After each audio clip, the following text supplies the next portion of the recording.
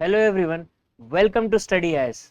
आज के सेशन में हम डिस्कस करेंगे the kind and the nature of geography questions that has been asked in the GS paper 1 which has held today on the 23rd of August 2025. We will try to understand कि not just the kind and nature of questions, हम ये भी समझने की कोशिश करेंगे कि were we able to deliver justice to our students जो हमारे different kind of programs से जुड़े हुए थे, because there have been questions like we have discussed in the essay paper. There have been questions which have matched in geography or history, whichever subjects of the GS paper 1 अगर आप देखेंगे।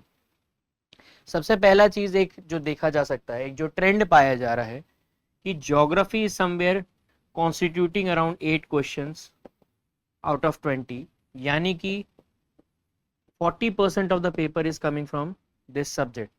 This in itself tells the quantum of value जो ये subject धीरे धीरे अपने GS paper 1 में penetrate कर रहा है, because जैसे जैसे number of questions of geography increase होता है, आपको एक चीज इससे ये दिखेगा कि जो questions, number of question, because geography का इंक्रीज होगा तो हिस्ट्री एंड सोसाइटी का ऑब्वियसली डिक्रीज होगा। This has also shifted the dynamics of history and society paper also, because एक साल कभी कभार ये होता है कि वो पोस्ट इंडिपेंडेंस पूछ पा रहे हैं या तो कभी कभार वो वर्ल्ड हिस्ट्री पूछ रहे हैं, which has happened। एक वो ऑल्टरनेटिव मैकेनिज्म के फॉर्म में कहीं ना कहीं किसी ना किसी तरीके से उन्हें नंबर ऑफ क्वेश्चंस उस वे में कम करने पड़े हैं, या फिर ऐसा भी करना पड़ा है कि वर्ल्ड हिस्ट्री के क्वेश्चन खाली एक रख पा रहे हैं, पोस्ट इंडिपेंडेंस का एक रख पा रहे हैं, मॉडर्न को तो उन्हें अपने हिसाब से कंट्रीब्यूट करवाना पड़ रहा है। तो number of geography questions also is determining the dynamics of history and society paper as well. So moving ahead with the overall discussion, सबसे पहले हम एक चीज देखेंगे कि जो फर्स्ट क्वेश्चन है, how are climate change and sea level rise affecting the very existence of many island nations, discuss with examples. Now this is something जो आजकल के यूपीएससी के पेपर्स में पाया जाता है, क्योंकि UPSC has also understood this fact कि जो एस्पिरेंट्स होते हैं they are going to write answers with some kind of substantiated with examples, reports, books, expert opinion, जितने सारी चीजें होती है। तो UPSC also understanding that very fact, UPSC is what it is doing that कि अब वो आपके साथ ये बता ही देता है कि हाँ भाई एग्जांपल्स आपको बताना पड़ेगा। So lacking that part is going to affect a lot in your answers. ऐसे क्वेश्चंस में अगर हम देखें जहां पे आइलैंड नेशंस की बात करें, तो सबसे पहले अगर हमें इंट्रोडक्शन ही डालना हो तो हम मेजरली कंटेक्स्ट से स्टार्ट करते थे, why such questions are coming again and again from time to time. तो पहला डायमेंशन देखिए यही जा सकता है कि जो आपका सी लेवल राइज हो रहा है, और वो क्यों हो रहा है, बिकॉज ग्लेशियल मेल्टिंग हो रही है। बीट आपका अंटार्कटिक में देख सकते हैं, बीट अराउंड आप ओवरऑल अगर हम देखें तो आर्कटिक रीजन में जो हम देख पा रहे हैं। सेकेंडली जो अभी रिसेंटली हुआ था कि ये वनुआतु जो कंट्री है, ये इंटरनेशनल कोर्ट ऑफ जस्टिस में जो अभी रिसेंटली गई, and the idea, very idea of climate justice which is coming from time to time, because the impact of climate change is going to affect these small island nations the most, इसलिए ये dimension बहुत ज्यादा important हो जाता है। Apart from this IPCC का 6th report आप या तो डाल सकते हैं। तो there are different alternatives that I am providing to all of you कि आप किस तरह से अपने आंसर्स को अप्रोच करें। अपार्ट फ्रॉम दिस अगर मैं लिख देता हूं आईपीसीसी 6th रिपोर्ट अपने क्या क्या डायमेंशंस दे रहा है क्लाइमेट चेंज के अलग अलग प्रोस्पेक्ट्स को लेकर। इसी में अगर और चीजें डालना, जैसे कि आप सीधा सीधा दे रहा है कि how climate change is in affecting the problem. So सबसे पहला चीज तो आपको यही एक डायग्राम के फॉर्म में भी दिखा सकते हैं, फ्लो चार्ट के फॉर्म में दिखा सकते हैं कि climate change is leading to melting of glaciers and that is leading to sea level rise. Now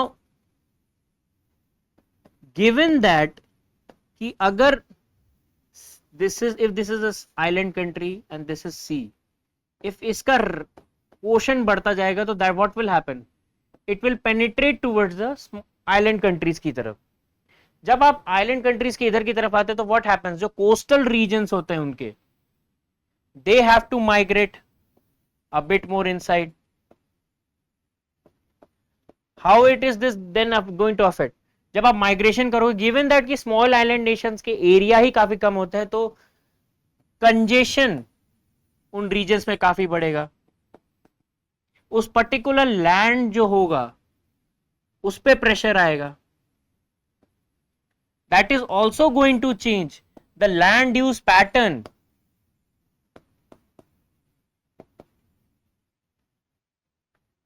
apart from this, जब लैंड यूज पैटर्न चेंज हो रहा है, दैट मीन्स आपका एग्रीकल्चरल पैटर्न या तो चेंज हो सकता है। आप ज्यादा व्हाट वी कैन से, जैसे देवाशीष धर जैसे ऑथर्स हैं जो नीति आयोग के लिए पहले काम भी कर चुके हैं, they have also written in the books like the blind spot, की जब आप लैंड यूज पैटर्न चेंज करते हैं तो आप कहीं ना कहीं कॉन्क्रीटाइजेशन कर रहे हैं, and concretization is somewhere going to impact as a water stress in that particular region. यानी कहीं ना कहीं आपका फ्रेश वाटर रिसोर्सेज भी अफेक्ट हो सकते हैं।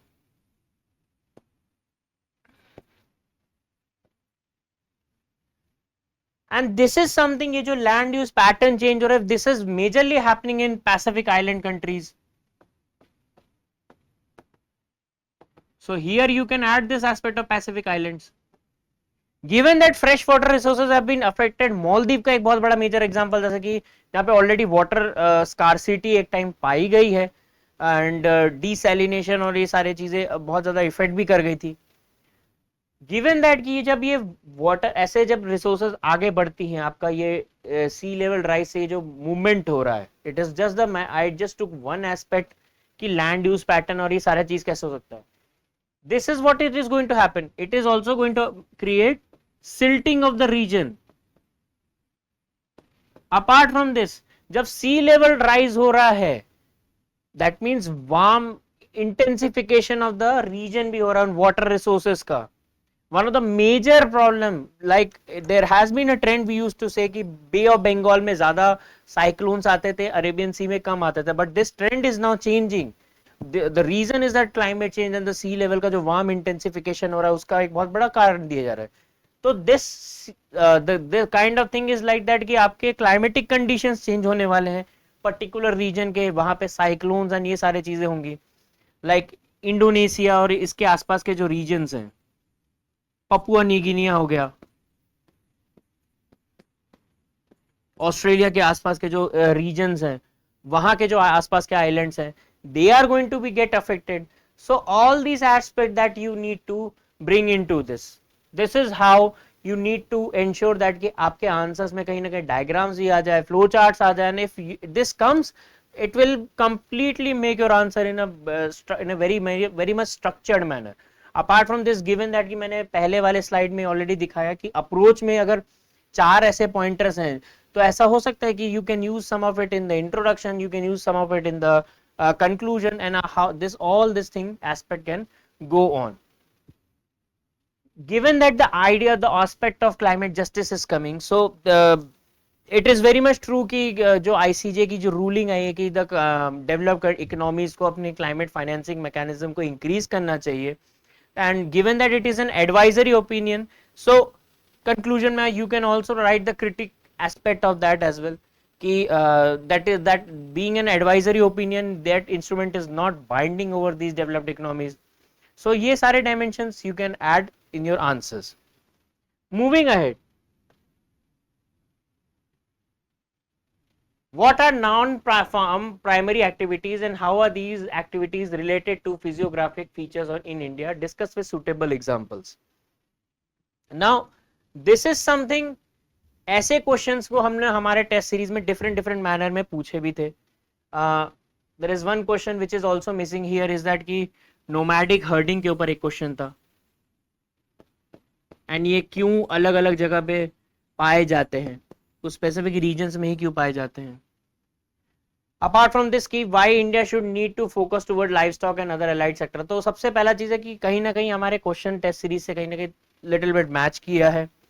सो the students who have joined the year-long mains test series or the All India main simulator test, they would have been very much comfortable in answering this aspect, given that ki if they have covered the same. So non farm primary activities में अगर dimensions देखना होगा तो हम लिखना पड़ेगा कि mining के ऊपर बातचीत चल रही है, आपका लाइव स्टॉक सेक्टर गिवन जो क्वेश्चन ही है, देन फिशिंग एंड एक्वाकल्चर, ये सारे डायमेंशंस के बारे में थोड़ा थोड़ा देना पड़ेगा कि ये वो एक्टिविटीज है जो नॉन फार्म प्राइमरी एक्टिविटीज का ही पार्ट होती है बट नॉन फार्मिंग होती है, एग्रीकल्चरल नहीं होती है. The biggest aspect which is going to come is how are these activities related to physical graphic features in India. Here the aspect comes कि आपने पहला चीज तो ये सारे प्राइमरी एक्टिविटीज के बारे में डिस्कशन तो कर दिया कि what are these non primary activities which is not related to agriculture, but the next aspect which it come मतलब फैसिलिटेड इज दैट कि आपको जियोग्राफिक या फिजियोग्राफिक फीचर्स से रिलेटेड ही बताना है, वो भी इंडिया के एस्पेक्ट से. So it will be very much important कि आप अगर ऐसे क्वेश्चंस में बेस्ट पार्ट विल हैपन कि you make India's map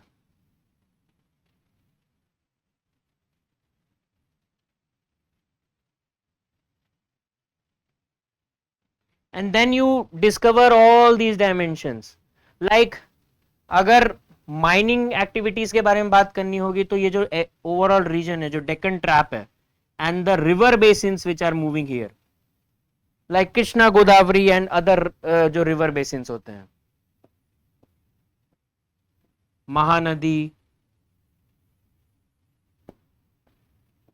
Krishna, Godavari,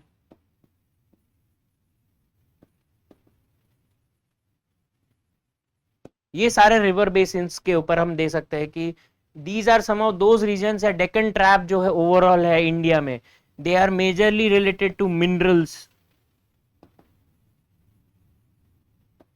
in fact आपका जो राजस्थान रीजन है, द एरिड रीजन है, कॉपर यहां पे बहुत मिलता है.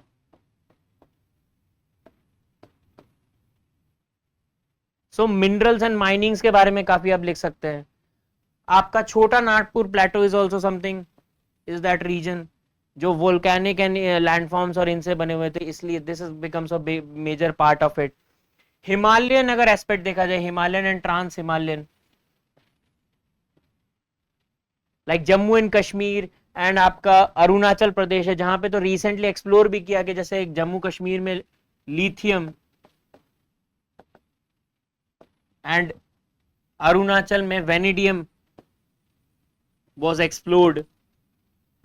One of the major reason is that कि volcanic landforms, क्योंकि न्यूटेथिस पहले यहाँ पे था, और जब कॉन्टिनेंटल जब कन्वर्जेंस हो रहा था तो सबसे पहले जो न्यूटेथिस क्रिएट हुआ तो पहले वो वोल्केनिक लैंडफॉर्म्स ने कुछ मिनरल्स वहां के लिए अवेलेबल किए.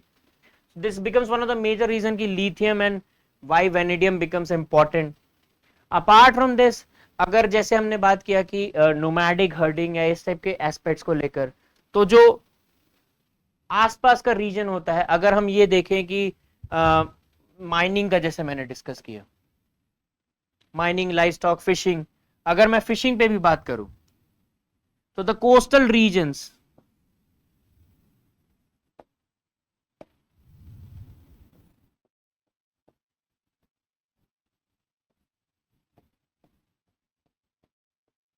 दिस इज समथिंग जो काफी ज्यादा इंपॉर्टेंट वेस्ट बंगाल के आसपास का रीजन है. दिस शोकेसेस कि not just the rice cultivation इस रीजन में रहा है, but also the aspect of coastal aquaculture and fishing, जैसे श्रिम्प हो गया, प्रॉन्स, क्रैब्स, ये सारे मेजर एस्पेक्ट्स बहुत ज्यादा इस रीजन के, ज्योग्राफिकल रीजन के एस्पेक्ट से आ जाएंगे. Apart from this, given that कि ये जो रीजन्स हैं एंड ये जो आपका माउंटेनियस रीजन की बात है, तो द मिडल एस पार्ट ये जो है आपका, how is this going to help you out कि लाइव स्टॉक सेक्टर यहाँ पे क्यों ज्यादा मिलता है. So you see one of the major thing which can be seen in this part is that कि गिवन दैट कि एलुवियल सॉइल काफी ज्यादा है इस रीजन में, तो जो मिनरल्स एंड न्यूट्रिएंट्स मिलते हैं वो दैट हेल्प्स मतलब क्रॉप एंड, क्योंकि अवेलेबिलिटी कल्टीवेशन काफी ज्यादा होता है, सो दैट ऑल्सो फैसिलिटेट कि लाइफ स्टॉक सेक्टर काफी ज्यादा पाया जाता है, grazing of lands can be done accordingly. In fact जो माउंटेन फॉरेस्ट है, माउंटेनियस रीजन के जस्ट बाद जो सेमी माउंटेनियस फॉरेस्ट होते हैं, वहां पे ज्यादा काफी ज्यादा नोमैडिक हर्डिंग पाई जाती है। सो ऑल दीज फैक्टर्स, ये this map is going to help you out कि कैसे रिवर बेसिन्स को कहाँ दिखाना है, एरिड रीजन्स को कैसे दिखाना है, आपका Himalayans how are they helping out in the form of the kind of minerals and खासकर rare earth metals हैं, so इंडिया की mineral security में काफी helpful होती हैं। so all these are going to help you out कि you need to explain it, and given that कि the question is again the last aspect is the discuss with suitable example, this will tell you of the aspect of कि why is this needed। now considering that की non primary activities की बात कर रही है, तो हम सीधा सीधा यहाँ पे डाल भी सकते हैं अशोक दलवई कमेटी के बारे में कि दे हैव ऑलरेडी टोल्ड कि क्रॉप डाइवर्सिफिकेशन भी होना चाहिए and the diversification of the primary activities for the farmer so that there income can be enhanced with the due course of time. तो ये बहुत बड़ा मेजर एस्पेक्ट आ सकता है जो आप उसमें डाल भी सकते हैं। And apart from this what measures, अगर मुझे दिखाना हो कि क्यों एज अ कंक्लूजन में भी क्यों why these things are important, given that कि इंडिया की मिनरल सिक्योरिटी, इंडिया की एनर्जी सिक्योरिटी, इंडिया का जो गिवन दैट की एक्सपोर्ट बास्केट है जिसको इकोनॉमिक सर्वे 2019 ने कहा भी है,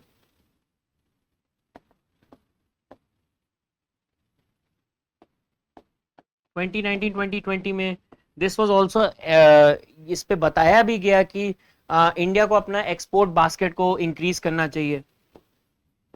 तो गिवन दैट कि आपका जो कोस्टल एक्वाकल्चर है, this can also help you out, एक अच्छा खासा substantial portion of GDP cover भी कर सकता है। सो ऑल दीज थिंग्स के you can complete with your conclusion part. Moving to the next question, this was also something जो different test से लिए गए हैं। इट इज ऑलरेडी रिटन कि explain briefly the ecological and economic benefits of solar energy generation in India with suitable examples. Again, this is something which had been a lot in the news.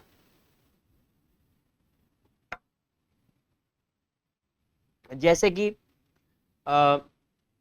PM सूर्य घर बिजली योजना हो गया, then अभी parliamentary committee के भी panels के जो रिपोर्ट्स आए उन पे काफी चीजें जा सकती हैं। तो जनरली अगर आप देखेंगे तो हमारे टेस्ट से कैसे मैच किया, गिवन सोलर एनर्जी पे ही पूछा है, तो ऑलरेडी क्वेश्चन था कि evaluate India's effort to increase its renewable energy capacity, what are the challenges and opportunities in this sector. Similarly discuss the key challenges and opportunities for India's solar manufacturing sector in achieving global competitiveness. How can India leverage policy intervention to reduce its dependence on imported solar components and boost domestic production? ये ऐसे questions हैं जहां पे आपको सीधा सीधा आपको वो पॉइंटर्स दे दिए गए हैं जैसे कि आपको इस क्वेश्चन में भी दिख रहा है, और आपको वो डायरेक्टली उस अकॉर्डिंग लिखना है। अब गिवन दैट कि explain the briefly and ecological and economic benefits की बात की गई, बहुत सिंपलिस्टिक वे में अगर आप डिवीजन भी करेंगे ऐसे आंसर्स में, तो जैसे कि मैंने कहा कि पार्लियामेंट्री कमेटी के पहले तो इंट्रोडक्शन में अगर डालना, पार्लियामेंट्री स्टैंडिंग कमेटी का रिपोर्ट था इन विच इट वाज रिकमेंडेड कि इंडियन रेलवेज के लिए कि जैसे ये रेलवेज होते हैं, ट्रैक्स होते हैं, इसके आसपास सोलर पैनल्स लगाए जा सकते हैं। This can augment solar energy production of India to a great scale, and it was a very good, one of the बहुत इफेक्टिव आइडियाज में है कि सोलर एनर्जी का प्रोडक्शन है, गिवन दैट कि इसके आसपास का लैंड गवर्नमेंट का ही होता है, तो government can put more a bit more efforts to enhance this aspect a lot. Secondly, जैसे मैंने कहा पीएम सूर्य घर बिजली योजना के बारे में, पीएम सूर्य घर बिजली योजना का सबसे बड़ा यही है कि रूफटॉप सोलर एनर्जी प्रोडक्शन जो होगा और उससे जो सब्सिडीज मतलब अकॉर्डिंगली आप अपने पावर बिल्स कम कर सकते हैं। जब आप डोमेस्टिक लेवल तक सोलर एनर्जी के प्रोडक्शन को लेके जा रहे हैं, तो what is going to happen, one of the best thing is that कि you are going to ensure कि आपका जो सोलर एनर्जी प्रोडक्शन है वो अपने आप प्राइवेटली काफी ज्यादा इंक्रीज हो सकता है। This is also going to reduce your import bills as well, given that कि आप ऑयल्स एंड ये सारा जो चीज मंगाते हैं, फॉसिल फ्यूल्स जो चीजें होती है। थर्डली, फॉसिल फ्यूल का जो प्रोडक्शन जिसके थ्रू या जो नॉन कन्वेंशनल एनर्जी रिसोर्सेज से जो आप पावर प्रोडक्शन कर रहे हैं, that will also reduce to a great extent. So ये चीज सारी चीजें जा सकती थी। अगर इसी चीज में जैसा कि मैंने कहा इकोलॉजिकल एस्पेक्ट, यहाँ पे सीधे सीधे यूपीएससी ने बोल दिया कि आपको डिवीजन वो सेग्रीगेशन करके ऑलरेडी प्रोवाइड कर दे दिया है हाथ में देकर, platter it has given in the form of platter कि भाई इसको इस फॉर्म में ही इस आंसर को लिखना है। इकोलॉजिकल एस्पेक्ट में गिवन जैसे मैंने कहा कि फॉसिल फ्यूल एनर्जी जनरेशन है, that will reduce to a great extent. Then the air pollution, given that कि जो ये जो इंडस्ट्रीज होते हैं फॉसिल फ्यूल जनरेशन वाली जो होती है, इनसे एयर पोल्यूशन काफी ज्यादा निकलते हैं, तो this is going to be reduce to a great extent. Apart from this, जो आपका जो कॉस्ट ऑफ एनर्जी प्रोडक्शन है, though it will be come into the economic aspect,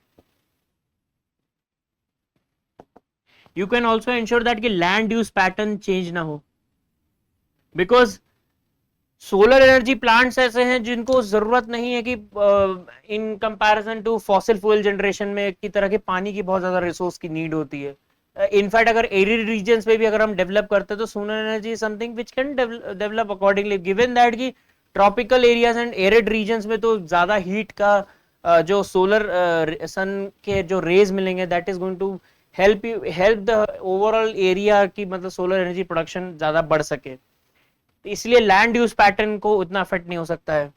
fourthly जैसे मैंने कहा कि water stress will reduce to a great extent.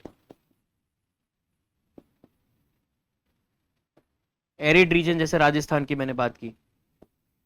Air pollution, the given the way the kind of some of the cities and खासकर cosmopolitan and metropolitan cities, the way they are moving towards like this gas chamber के जो overall उसमें बैठने आ रहे हैं, down to अर्थ के काफी reports भी आते हैं from time to time regarding this. तो इकोलॉजिकल एस्पेक्ट्स में ये सारी चीजें जा सकती हैं। फॉसिल फ्यूल क्योंकि जनरेशन घटेगा तो this is also going to help India का जो पंचामृत मॉडल है,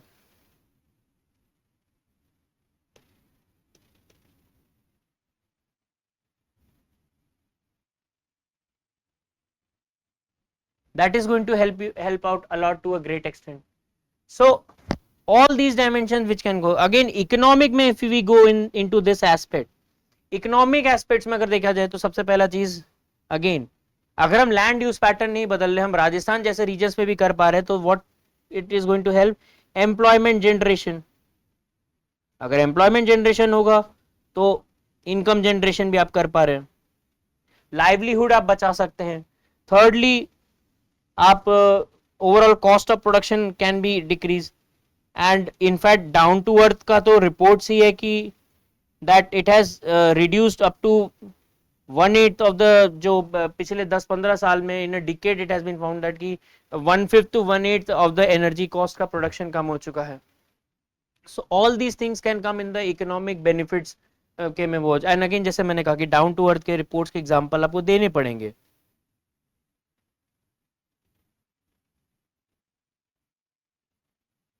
So all these aspects are going to help you out कि economic benefits and ecological benefits को किस तरह से हम cover करते हैं। Apart from this, हाँ, conclusion में आप चाहें given that discuss with example की बात की गई है, तो we will also need to ensure that कि we can write something that can enhance the answer, given that कि जो raw materials हैं solar panels and ये सारे, this is still coming from outside, and China जैसी country जो weaponization of minerals पे बहुत ज्यादा फोकस करती हैं, that is going to affect it. Secondly आपका लाइक जैकब कोशी हैं, he has written he wrote a article, beautiful article in the Hindu, जिसमें उन्होंने कहा था कि इंडिया के पास अभी सोलर वेस्ट पॉलिसी नहीं है। why this aspect he brought, because the thing is that ki the lifespan of these solar panels and solar cells are somewhere around 15 to 20 years, तो उस चीज में जब एक टाइम बाद ये अफेक्ट होके खराब होके बाहर निकलेंगे तो this will be somewhere as a electronic waste, इनमें काफी ज्यादा हार्मफुल मिनरल्स अगर ये बाहर ऐसे प्रॉपरली डिस्पोज नहीं किया जाएगा तो this can also going to affect this. So this is how you can enhance your answer and deliver your answer accordingly. Now moving to the next question,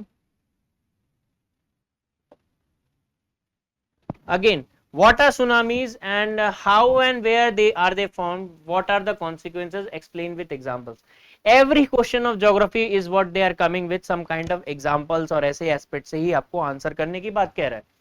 in fact हमारे last year के test में भी उन्होंने direct इसी type का कुछ question भी दिया था कि assess the effectiveness of the tsunami early warning systems in the Indian Ocean following the 2004 tsunami. How have these systems been improved since then and what are the current challenges? So these are something, ये आप अपने questions के कहीं ना कहीं आप देख सकते हैं कि हमने अपने कैसे टेस्ट में कहां कहां किस तरह से पूछा है. गिवन दैट कि अर्थक्वेक और ऐसे एस्पेक्ट आए थे, तो ऐसे क्वेश्चंस में जो आप कंक्लूजन्स या इंट्रोडक्शंस की बात कर सकते हैं आप अभी जो recently the best part about is that कि ऐसे कुछ जो ज्योग्राफी के कुछ जो क्वेश्चंस आए हैं, अगर कुछ लोग जो मेंस के एस्पिरेंट्स है जो इस साल लिख भी रहे, अगर if they have gone through the newspapers even last 2 days या इस महीने के भी देखे होंगे ना, it would have help them out कि आपने आंसर्स में कहीं ना कहीं डाल सकते हैं. रीजन इज दैट कि कामचटका पेनिनसुला में जो अभी अर्थक्वेक आया है एंड विच द अर्थक्वेक जो इस रीजन में आया जिससे एक सुनामी की बात कही गई, खासकर ईस्ट चाइना सी में and given China Japan south Korea ऐसे कंट्रीज में काफी अफेक्ट भी किया.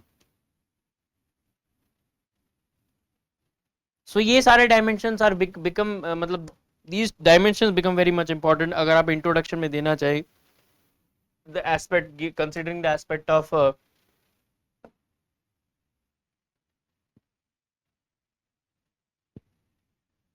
so yes, firstly if we have to write about tsunami, the मतलब हमें सीधा सीधा ये बात करना पड़ेगा कि सुनामी होता क्या है. essential part of tsunami is that कि we have to discuss about the aspect of कि कोई एक हाई एनर्जी वेव की बात करनी पड़ेगी जो आपका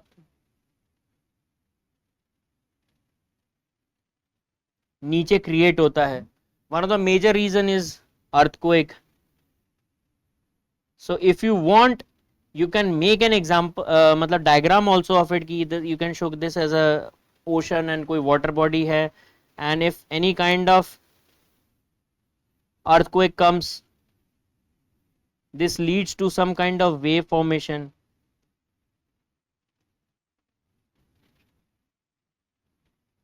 and this earthquake के डायग्राम से ही आप दिखा सकते हैं कि जब ये हाई एनर्जी वेव बनते हैं तो this leads to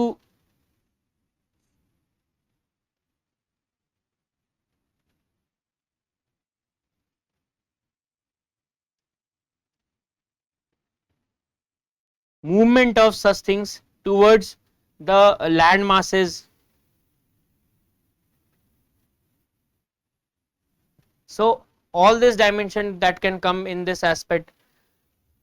अब अगर इसी चीज में अगर मैं देखूं, इसी क्वेश्चन में क्या बोला है कि यहाँ पे अगर मुझे दिखाना हो, मैंने जैसे don't worry on this part की उधर चला गया, मैं उसका आंसर को यहाँ पे उधर नेक्स्ट वाले स्लाइड में एक्सप्लेन कर दूंगा.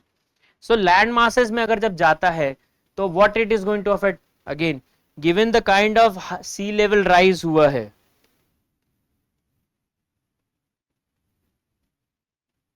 this is going to affect, lead to loss of lives, economic loss काफी ज्यादा हो सकता है, बिल्डिंग्स एंड इंफ्रास्ट्रक्चर में काफी अफेक्ट हो सकता है, क्रिटिकल इंफ्रास्ट्रक्चर आपके अफेक्ट हो सकते हैं. Here you can give an example of Fukushima disaster, nuclear disaster के बारे में you can talk about.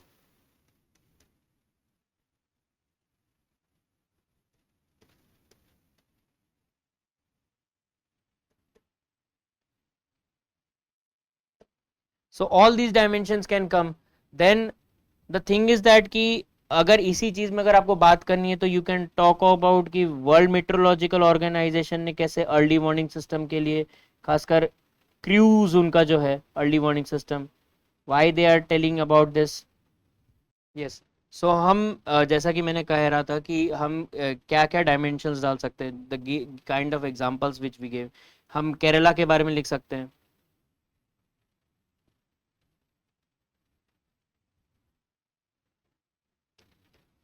can write about Kerala, Tamil Nadu, like the kind of sea walls that they are creating. थोड़ा सी शोर area से थोड़ा दूर रख के इन्होंने ये सी वॉल्स बनाया ताकि जब ये सुनामीज ऐसे हिट करे तो दे कैन गेट रिड्यूस, उनका एक्सटेंट है, उनका जो इम्पैक्ट है, क्वांटम ऑफ इम्पैक्ट है, that can be reduce. Like also I said की अबाउट अर्ली वार्निंग सिस्टम, क्रूज, World Meteorological Organization is talking a lot about it to create something so that can be understood. Given that कि tsunamis ऐसे हैं जो earthquakes को ही check कर पाए, तो there is need for some kind of water points में जो आपके water bodies हैं उनमें कुछ potential sites we need to identify जहाँ पे आप ऐसे sensors लगा सके which can identify कि वो कौन से earthquake points है जहाँ पे tsunamis are generating from time to time. But this is something that can be tackled only and only by कि if you सेंसर्स, वो potential sites of historical data निकाला जा सके, like has been told by in the book the Rumbling अर्थ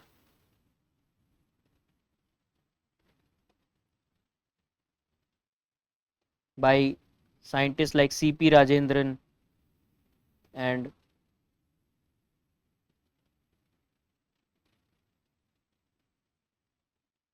कुशाला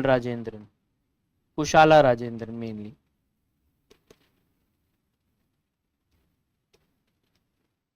सो ये एक dimension बहुत ज़्यादा important बन जाता है एंड इसको आप कंक्लूजन में भी डाल सकते हैं. दिस बुक का जो बुक रिव्यू है is going to come in our next current affair magazine में, जो हमारा करंट अफेयर का मैगजीन अंडर मणिकांत सर के विजन में जो बनाई गई है. We release a book review of the same and this will be the next book review which has come and इस पे एक बुक रिव्यू बन भी रहा है already. So moving to the next question. Now ये अभी तक के जितने क्वेश्चन थे, these are all those question which were majorly related to your 150 word marker के क्वेश्चंस थे. 250 वर्ड के मार्कर के questions are going to start from now. Like the first question which came, give a geographical explanation of the distribution of offshore oil reserves of the world. How are they different from the onshore occurrence of oil reserve? Now this is something again आप सीधा सीधा देखो, India's entry into undersea mineral exploration marks a significant step in securing strategic and economic interests. In light of this, discuss the potential and implication of undersea mining. So this is something again जो from time to time हम deep sea mission की बात कर रहे हैं. Union budget of 2020 में launch हुआ था. अभी प्राइम मिनिस्टर ने 15 अगस्त को समुद्र मंथन, that is why I said कि अगर if someone is reading the newspapers also ना इन रीसेंट टाइम, जो मेंस एस्पिरेंट्स हैं, they can crack this exam. बहुत सारे कंटेक्स्ट एंड इन्फरेंसेस वो already they can write from these current affair recently जो हुए. समुद्र मंथन, डीप सी ओशन एक्सप्लोरेशन की बात हो रही है. खासकर apart from this, parliamentary standing committee reports are coming from time to time.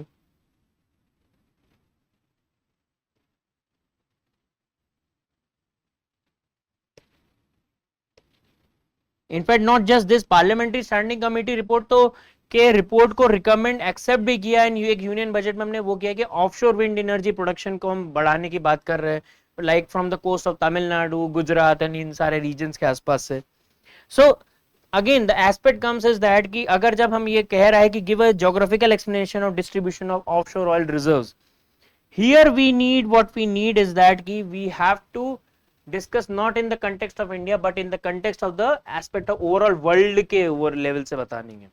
तो अगेन ऐसे में आप वर्ल्ड के मैप भी बना सकते हैं, like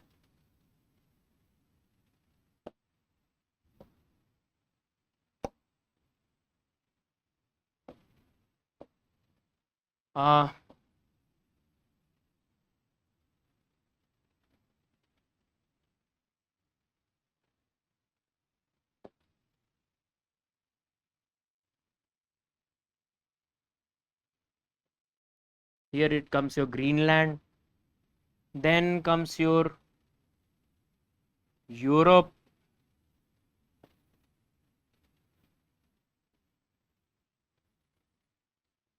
here comes your Africa,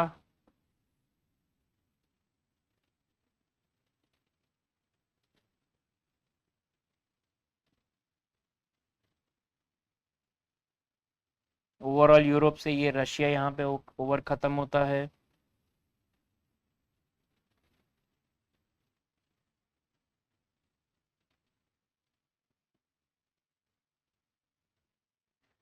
So if this is the kind of world map that we are seeing here, and ऐसे चीजों में क्या होगा कि the thing is that कि now you have to showcase or describe those pointers and places जहां पे oil reserves, offshore oil reserves पाए जाते हैं. Like the aspect of here, you need to tell the region of Persian Gulf. This is one of the core regions जहां पे oil, offshore oil reserves का बहुत बड़ा aspect पाया जाता है. Then the aspect of North Sea and this region, this is something has been quite prominent जहां पे gases and इन सारे की बात हो रही है. ऑफशोर ऑयल में ये भी बात की जा रहा है कि इंडिया का जो कोस्टल रीजन्स हैं, शायद यहाँ पे shale gas and all these things, shale का revolution, next shale revolution can be in India. In fact NASA and US के जो मिनरल एजेंसी है वो उनके रिपोर्ट्स भी यही कहती हैं. Then if we come to the other aspect of Russia का ये जो रीजन है far east, this is also considered as a prominent region. Apart from this Africa या नॉर्थ अमेरिका के ये जो रीजन्स हैं, या आपका Persian gulf, sorry Californian gulf कह रहा हूं मैं, ये जो गल्फ स्ट्रीम के आसपास का जो रीजन है, this is also considered to be a great वो एस्पेक्ट है. ऊपर अगर हम देखें जो आर्कटिक का मेल्टिंग हो रहा है, that has been also found to be a great prominent region जहां पे ऑयल, ऑफशोर ऑयल रिजर्व्स पाए जा सकते हैं. In fact Russia, that is why they are trying to geopolitical एक जो मैन्यूवरिंग चल रही है overall Arctic region and Antarctic region, that the kind of maneuvering also can be witnessed in our Arctic Council maybe.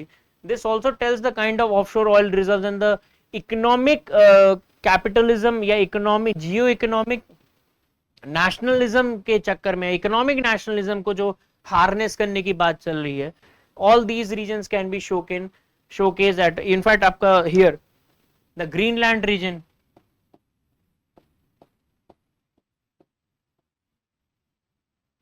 This is also one of the, in fact आपका Alaska के आसपास के regions में काफी ज्यादा बात की जाती है, गिवन दैट ये फार ईस्ट का ही पार्ट होता है.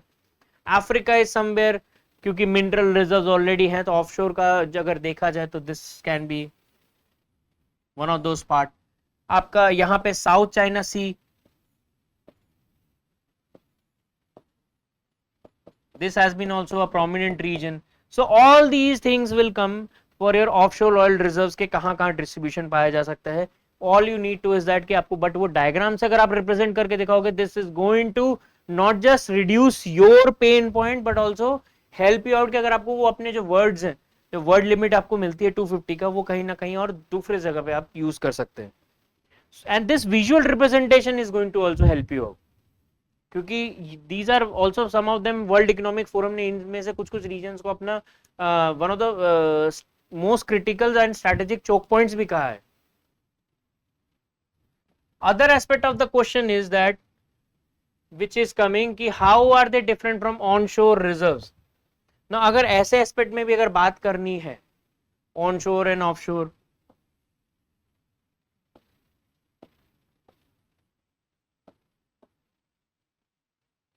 so the major difference that is going to come is that कि अगर differences की बात करनी, सबसे पहला चीज की आपको ये अंडर सी में मिलेगा. This is somewhere upon land and आसपास के लैंड मासेस में होने वाला है.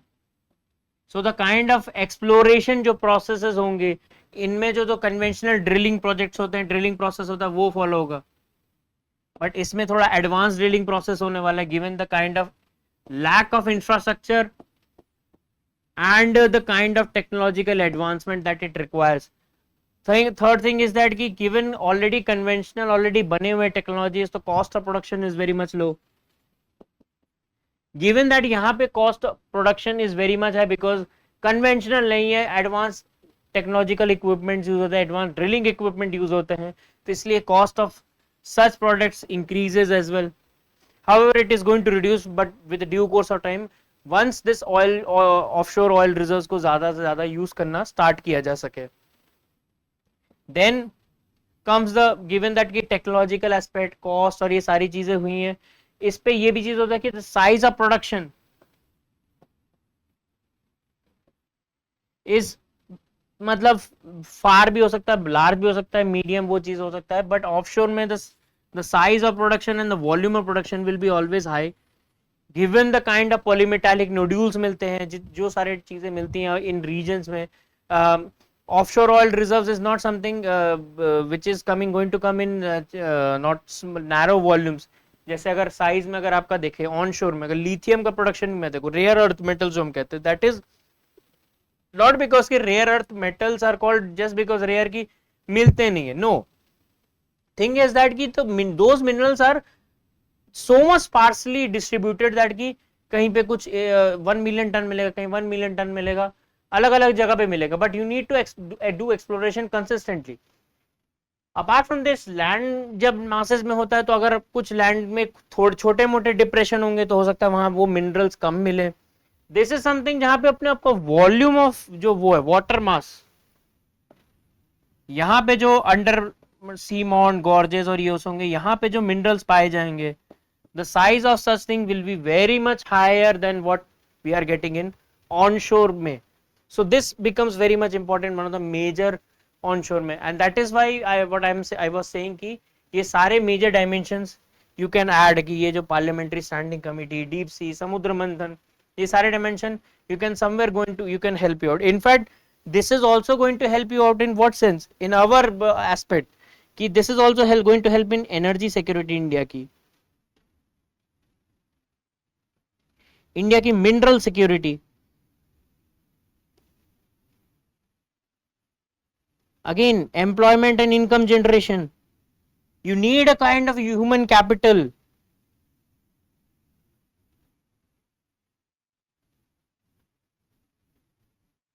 All these dimensions will come. So such aspects are also necessary for your answers. Moving to the next part. So how can artificial intelligence and drone be effectively used along with GIS, any geographical information system, and RS, any remote sensing techniques in locational and aerial planning? So this is something, again ऐसे question पे हमने क्या किया था कि we asked कि क्या India का जो स्पेस अभी करंट स्पेस आर्किटेक्चर है, जो नेविगेशन सिस्टम है, it can creates N one GPS global positioning system, उस चीज पे ज्यादा हमने बात किया था. This is a bit more of human geography and the technological geography जिस पे हम बात कर सकते हैं. So like the books, like जैसे ऐसे रिसेंटली अभी जो आए हैं, like innovation of geography, these books talk about this aspect in the role of geography considering the aspect of technology is enhancing the very dimension of exploration and whatever kind of चीजें जो हो रही है factors को वो कर रही है, इन्फ्लुएंस कर रही है. सो अगर एआई एंड ड्रोन्स की बात करें, सो गिवन दैट की ड्रोन्स आर समथिंग, जैसे we can talk about drone दीदी,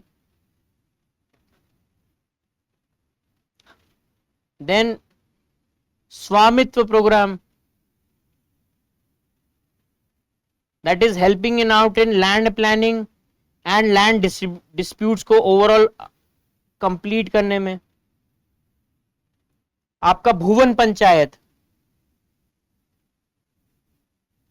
which is your ISRO's geospatial planning program है, this is also helping it out. In fact, locational and aerial planning में जब ऐसे चीजें करते हैं तो this is also going to help out कि development projects को आपको कैसे लेकर जाना है.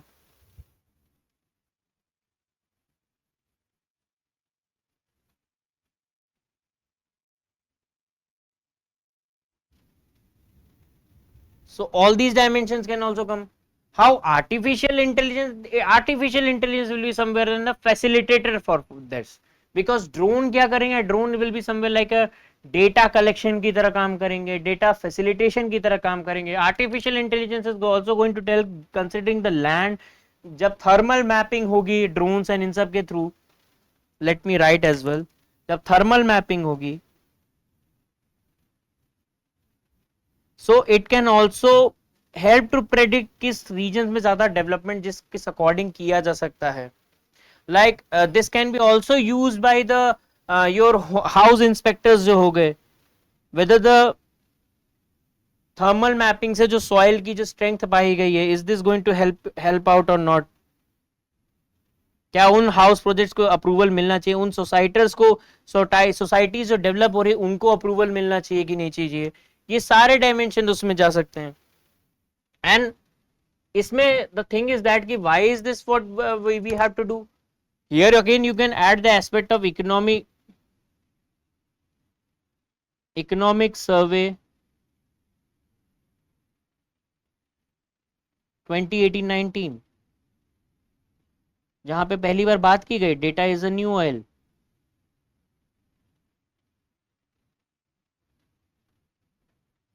दिस इन इटसेल्फ टेल्स कि ड्रोन्स कैसे हेल्प कर सकते हैं इन दैट डेटा इंसेमिनेशन, इन सारे चीजों में। इनफैक्ट लोकेशनल एरियल प्लानिंग भी अगर करना है, our own drone system can help in India ensuring India का इंटरनल सिक्योरिटी को ट्रैक करने के लिए। Drones and AI can help out कि इन्फिल्ट्रेटर्स जो हमारे बॉर्डर्स के अंदर एंटर करते हैं उनको कैसे रोका जा सकता है, या बॉर्डर स्मार्ट बॉर्डर मैनेजमेंट कैसे किया जा सकता है। AI can help out in telling these drones and the Indian army and the Indian military infrastructure ki what are those prone or vulnerable points jahan se wo infiltration ho sakta hai, the kind of infiltration which can happen. So all these dimensions are again which becomes very much important. Development projects of panchayat की हमने बात ही की, local governance को कितना strong facilitate करता होगा।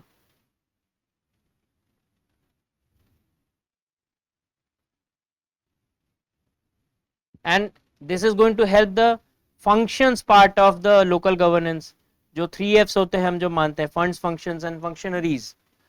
Functions का बहुत बड़ा रोल आपका drone and artificial intelligence cover करेगा। So these dimensions becomes very much important, जो आपको आपके ज्योग्राफी के उसमें इस आंसर, ऐसे आंसर्स में लिखने भी थे। मैनी पीपल वर थिंकिंग, मैंने जिनको कॉन्टैक्ट किया जो हमारे स्टूडेंट्स हैं जो enrolled, some of them become a bit more confused with the question, but most of them told me that ki they somehow managed, considering the kind of जैसे उम्दा programme है, different programs में जुड़े हुए, तो they knew what the kind of facilitator content they had to add to manifest their answers. Moving to the next question, discussed how the changes in shape and sizes of the continents and ocean basins of the planet take place due to tectonic movements of the crustal masses. अब ऐसे questions में ही अगर देखें तो how do plate, हमने अपने जो test में दिया था, how do plate tectonic influence the formation of mountain ranges and their subsequent impact on climate. So ऐसे question, these are again those question जहां पे अगर आप डायग्राम के साथ आएंगे तो answers will be very much different, answers will be very much brilliant and beautiful. So moving ahead on this aspect, in ऐसे आंसर्स में अगर आप डायग्राम्स अगर आपको ऐड करना है, जहां पे जैसे मैंने कहा कि क्रिस्टल मासेस और उसको कैसे इन्फ्लुएंस कर रहा है, तो कॉन्टिनेंट में अगर जैसे अगर आपको नॉर्थ अमेरिका ही दिखाना हो, now this is something the Rocky Mountains, here you can talk about the subduction and the aspect of continental and oceanic plates का जो कन्वर्जेंस हो रहा है, this can become a major aspect of your answer. Then comes your the aspect of कि जो आपका हिमालयाज है, because this was Eurasian and this was the Indian plate, how it affected. So continental जब हुआ, how it led to the formation of Himalayas. इसी के पहले जब like I talked about the Neo-Tethys Sea,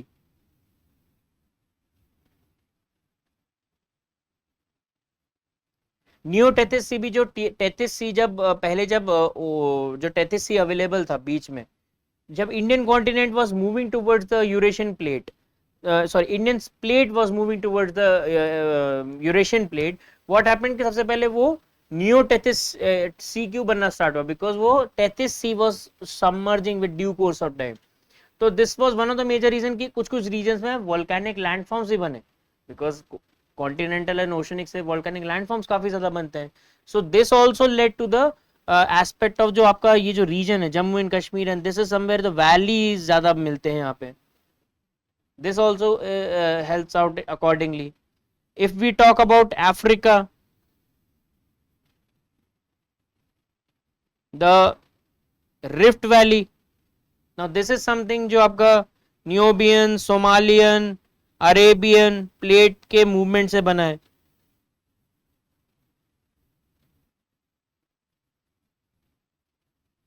this also changes many things. Tethys के बारे में इसलिए लिखना है because oceanic basin according change हुए हैं. Then one more thing which comes in this aspect is that कि गिवन दैट कि इंडियन जो प्लेट था, अगर if we talk about the Indian plate, because it was attach to this African plate already,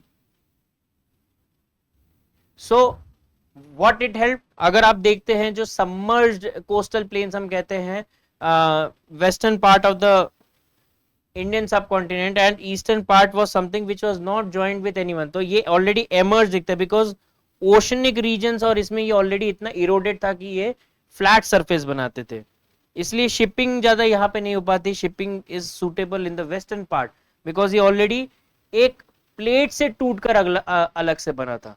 so that helped in helping in out कि भाई वो erosion आज तक चल पा रहा है, and the kind of emerged and submerged plain उस डिस्टिंक्शन के साथ दिखते भी हैं. ओशनिक बेसिन्स का यहाँ पे इन्फ्लुएंस अलग है, इसमें गिवन बे ऑफ बंगाल में उसका इन्फ्लुएंस अलग रहा है. अपार्ट फ्रॉम दिस, अगर आपको कुछ और डायमेंशन इसमें ऐड करना हो, जैसे रॉकी माउंटेन का किया, ईस्ट मतलब अफ्रीकन रिफ्ट वैली की बात हुई, हमने हिमालयाज की बात की. We can also talk about the aspect of your European के बारे में लिख सकते हैं. नॉर्थ अमेरिकन, साउथ अमेरिकन जो कॉन्टिनेंट है, दैट इज ऑल्सो समथिंग जहाँ पे एंडेस माउंटेन का ये जो फॉर्मेशन होता है, that also helps out a lot और टू अ ग्रेट एक्सटेंट. ये काफी, क्योंकि कॉन्टिनेंटल एंड ओशनिक का यहाँ पे भी सेम वही चीज है. कॉन्टिनेंटल एंड ओशनिक बेसिन्स के बीच में जो ये इन्फ्लुएंस रहा है, खासकर पैसिफिक रिंग ऑफ फायर में, although there is a aspect of majorly के फॉल्ट जोन ज्यादा पाए जाते हैं, इस वजह से भी वो Pacific ring of fire and volcanic eruptions होते हैं. But the thing is that कि this is also one of that region, not just the faulting है, मतलब टेक्टोनिक जो फॉल्ट्स हैं वो पाए तो जाते ही हैं, but apart from this Pacific ring of fire के आसपास का ये जो रीजन है, ये कॉन्टिनेंटल एंड ओशनिक बेसिन से ज्यादा इन्फ्लुएंस रहा है in comparison to the other land masses in other regions of the world. So this also comes to a great aspect. So you can draw the diagram related to this as well. And this is something which becomes very much important कि आपको इस aspect पे अगर आपको लिखना भी है कि plate tectonic theory, you can talk about a bit of plate tectonic theory in the introduction or may not in the conclusion aspect, and how this is influencing different geographical phenomena in the conclusion. ऐसे aspect में आप बिल्कुल जा सकते हैं. Moving to the next question, this is how this entire question can go. One need to focus on the diagramical parts, diagrams and maps, और इन सब से जैसे अगर बनाते तो answers would have been very much brilliant. But again, geography is more about, in fact हमारे answer writing session जब हमने उम्दा के लिए भी लिया था, which was open for all the students and aspirant, उसमें हमने इस चीज़ पे बात भी की कि geography is more about, अगर like the content for one subject cannot be the content for other subject. So इसलिए one of the major reason which becomes is that कि geography जैसे questions में आपका maps, आपके अगर कुछ reports होंगे, अगर आपके कुछ diagrams जा सकते हैं, that is becomes utmost important. Moving to the next question, discuss the distribution and density of population in the Ganga river basin with special reference to land, soil and water resources. Again this is something, हमने ऐसे questions बहुत ज़्यादा पूछे भी थे. मैंने यहाँ पे वो क्वेश्चन नहीं डाला है कि aspect of Himalayan and peninsular river basin में जो वो कौन से थ्रेड्स होते हैं, but river basin had been our one of the major chunk जो हमने अलग अलग सिमुलेटर टेस्ट में पूछा है, year long mains test series में पूछा है. This we have done with due course of time, so student would have been very much relevant and very much easily इस आंसर्स को क्रैक कर सकते थे those who have been enrolled in our answers. Now considering अगर हम overall gangetic basin की बात कर रहे हैं तो we need to firstly draw the diagram of overall gangetic basin. मतलब गिवन दैट कि ये वेस्ट बंगाल को भी टच करेगा, this is going to touch UP, Bihar, all the nearby and adjoining regions, ये सारे जा सकते हैं. Considering the aspect of discussion on land की बात हो रही है, सॉइल की बात हो रही है, वाटर रिसोर्सेज की बात हो रही है, how it is distributing. When it comes to the land and soil part, considering कि ये हिमालयन रिवर है, Ganga river basin, so the region of Terai, once the mountain से जब रिवर उतरता है, so this region which is tarai or the marshy land which comes, so this is the region जहां पे आपका demographic distribution उतना नहीं दिखता है. However, once this tarai region moves out, because आप ये चीज आपको दिखेगा भी tarai region के इलाका जो है overall वहां पे the population is a bit less when it comparison to or relatively seen with other aspects and other regions of the this entire river basin. हाँ, this region is also relatively better क्योंकि alluvial soil का वो चीज है, Terai region भी है. Another aspect that comes is that की दो जो अभी रिसेंटली बुक जिसका मैंने बात किया द रम्बलिंग अर्थ, उसमें इस चीज की बात हुई कि alluvial soil has been one of the major region that has led to earthquake in the nearby region, which this is also the major aspect की जो ये इनिशियल रीजन है जो तराई का एरिया है, this is also comes into a seismic part of seismic zone है, and essential seismic zone के region के पार्ट का माना जाता है. So soil is one of the major region जो वो करता है. हाँ, एलुवियल सॉइल से given that it is alluvial soil काफी ज्यादा वो होता है, तो yield of this region is very much high, crop cultivation is also high, and this makes this entire sector. In fact जैसे अगर आप शुगर केन देखें, वाटर इतना ज्यादा अवेलेबल है तो वाटर गजलर क्रॉप्स खासकर बहुत दिखता है यहाँ पे. आपका शुगर केन काफी ज्यादा है, wheat is somewhere available in this range, sugar cane. One of the major region कि यूपी एंड इन सब रीजन में शुगर केन मिल्स के जो लॉसेस और ये जो चीजें चल रही है काफी क्यों पाई जाती है, क्योंकि वाटर का the extent of water which is available in this region is very much high.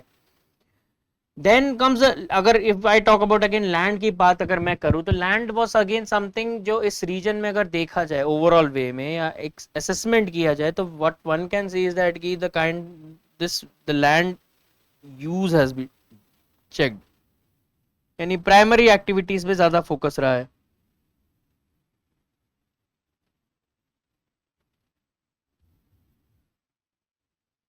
Considering the kind of crop cultivation and ये सारी जो चीजें हमने अभी बात की, land has been Ganga river basin का एक मेजर वो रहा है. In fact different different NITI Aayog के भी रिपोर्ट्स रहे हैं इसी से related.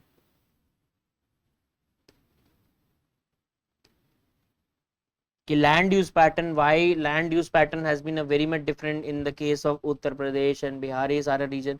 In fact considering the kind of water, the way it is used and the basin which we are given the confluence of the entire region, क्योंकि यमुना भी आसपास कहीं ना कहीं जोड़ी जाता है इस चीज में. so what helps is that कि ये जो रीजन है अपने आप में काफी क्लाइमेटिक कंडीशंस को भी उस अकॉर्डिंग इन्फ्लुएंस करता है. सो लैंड यूज पैटर्न भी है गिवन दैट की नीति आयोग का जो मैंने रिपोर्ट का वो चीज भी हो जाता है. सॉइल का पार्ट आता है, वाटर रिसोर्सेज की अगर हम बात करें, so this region can be also helpful in hydropower production.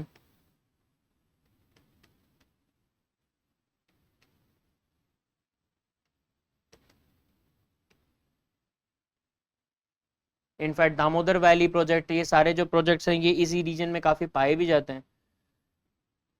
However, the thing is that कि hydropower production has not been very much high, given that कि अगर आप बहुतों ने ओल्ड एनसीईआरटी ज्योग्राफी की पढ़ी होगी, they have the major aspect is that कि जनरली हमें डैम्स क्रिएट करने पड़ते हैं हाइड्रो पावर प्रोडक्शन के लिए, but Deccan plateau and the overall region is that कि जो अपने आप में नेचुरल रिजर्वॉयर्स की तरह होते हैं. It is quite given statement there. तो हाइड्रो पावर प्रोडक्शन इसलिए उधर ज्यादा दिखता है उस रीजन में. इनफैक्ट आपका जो वाटर रिजर्वॉयर्स भी हैं वो भी काफी ज्यादा उस साइड में ज्यादा है, सेंट्रल वाटर कमीशन के रिपोर्ट्स के अकॉर्डिंगली. सो हाइड्रो पावर प्रोडक्शन तो होता है गिवन दैट कि होना चाहिए, हाँ रिलेटिवली कम होता है. सो because power production is something which comes from other resources that like आपका conventional हो गए, thermal and इन सारों से होता है. सो वो भी काफी ज्यादा पॉपुलेशन का पैटर्न को चेंज करता है, पॉपुलेशन ट्रेंड को चेंज करता है, डेमोग्राफिक प्रोफाइल को चेंज करता है. जैसा कि ईल्ड और इन सारी चीजों की बात हुई, तो food security is quite high in this region. So इसलिए भी population distribution, in fact UP is one of the, Uttar Pradesh and ये जो रीजन है this is one of the highest, heavily and highest populated भी है इस ओवरऑल रीजन में. There is no doubt in that aspect. This also influences the कि in fact कि food security इतनी हाई है एंड प्राइमरी एक्टिविटीज लोग ज्यादा अवेलेबल है, तो आपको ये रीजन में ही हाँ डेवलपमेंट कम है बिकॉज प्राइमरी एक्टिविटीज पे ज्यादा फोकस रहा है. So what has happened is that कि टोटल फर्टिलिटी रेट जो है UP, Bihar, waste Bengal,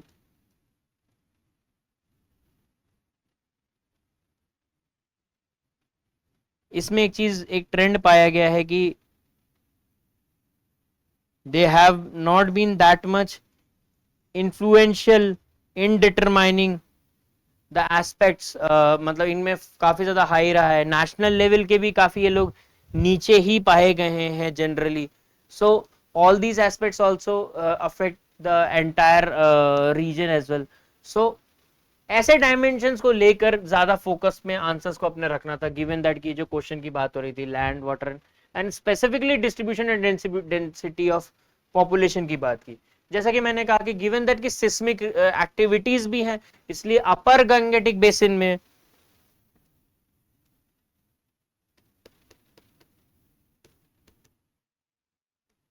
is something that has been less populated in comparison to the middle and the lower Gangetic basin. Kind of soil, alluvial soil ज्यादा है, तो इसलिए primary activities have been very much enriched in this entire, entrenched and enriched रहा है इस region में. Apart from this कि जो ओवरऑल ये जो गैंगेटिक रिवर बेसिन रहा है, तो इसलिए फॉरेस्ट एक्टिविटीज भी कम रहे, तो इसलिए ट्राइबल ग्रुप्स का भी उतना डेमोग्राफिक उतना दिखता नहीं है. Although they it comes also as a part की, इनफैक्ट बहुत सारे ऐसे हैं भी जो फिफ्थ शेड्यूल एरियाज में, यूपी नहीं है आपका, बिहार भी नहीं आता है, तो वो डिस्ट्रीब्यूशन भी ज्यादा नहीं दिखता है बिकॉज एग्रो फॉरेस्ट्री इतना अवेलेबल नहीं दिखता है. माउंटेन फॉरेस्ट सब नॉर्दर्न गैंगेटिक प्लेन्स में आ चुके हैं. इनफैक्ट जिन्होंने एनसीईआरटी इस बुक को बहुत अच्छे से पढ़ा होगा, they know this aspect or they know this part की the northern plains have been this becomes one of the major factor कि भाई आपके टोपोग्राफी काफी इजियर है इस ओवरऑल रीजन में. लैंड गिवन दैट कि लैंड के डिप्रेशन उतने नहीं मिलते, topography is very much smoother. So distribution of population is also very much fair enough and fine in the entire overall place. Confined भी इतना नहीं पाया जाता है एंड काफी आराम से डिस्ट्रीब्यूटेड भी उसी अकॉर्डिंगली है. सो this is how such answers need to be answered accordingly. and the aspect is that कि इसमें ऐसे चीजें भी जा सकती है जहां पे कंक्लूजन में आप लास्ट में डाल सकते हैं कि this land use pattern given that की प्राइमरी एक्टिविटी ज्यादा रही है, तो माइग्रेशन भी इस एंटायर रीजन से उस अकॉर्डिंगली चेंज हुआ है. so all these interlinked and intertwined activities can also go in the answers as well. Conclusion में डाला जा सकता है, या ऑब्वियसली कंक्लूजन में ज्यादा डालना ये बेटर होगा, not in the aspect of वो. इनफैक्ट अगर इंट्रोडक्शन में भी अगर डालना हो गैंगेटिक के बारे में, आपको मेजरली यही डालना पड़ेगा कि बेसिन क्यों उस तरह से इन्फ्लुएंशियल है, उस चीज पे ज्यादा बात करनी पड़ेगी. डायग्राम विल बी ऑफ या map of this entire reason will be very much helpful. अगर आप कुछ कुछ रिवर्स एंड उसके ट्रिब्यूटरीज भी कुछ कुछ दिखा पाए, गंगा एंड उसके, तो वो आपको गंगा गैंगेटिक रिवर बेसिन को और एनरिच कर देगा आपके उस आंसर के उस पार्ट को. So this is how you need to deliver your answers. This is how you need to ensure that कि your answers are going to be there. And I hope this entire session will be helpful for many of you who are eyeing for writing, not just matlab, giving attempting UPSC CSC examination next year. Please do join our programs, and you can see we have provided our evidences as well कि कैसे हमारे programs ने हमारे students को help out किया. The kind of questions given that कि अगर geography में 7 questions out of 8 match किया, that means 87.5% आपके questions match कर रहे, तो there is something that our programs, our quality content delivery is ensuring to you. Do stay tuned with us so that we will all, because we will also deliver other discussions as well. Thank you to all. Dear students, हमारे channel को like share subscribe करें और अपनी तैयारी को और बेहतर बनाएं।